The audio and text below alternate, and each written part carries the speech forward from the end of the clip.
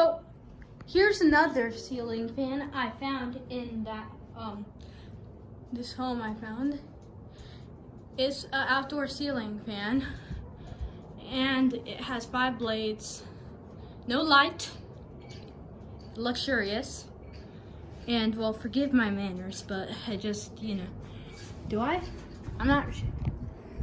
I don't know if I should take the chance, but that's how I. Oh dang! Dear God, please don't.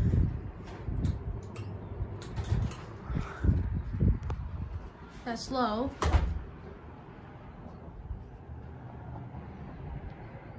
I'm trying not to be disrespectful to the home, but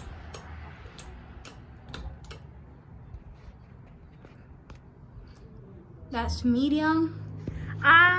High is a pretty weird speed.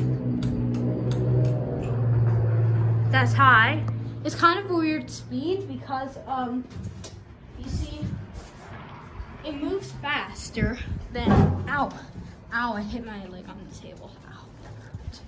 It's kind of a weird speed because, well, it moves faster than other speeds, which are supposedly kind of slow.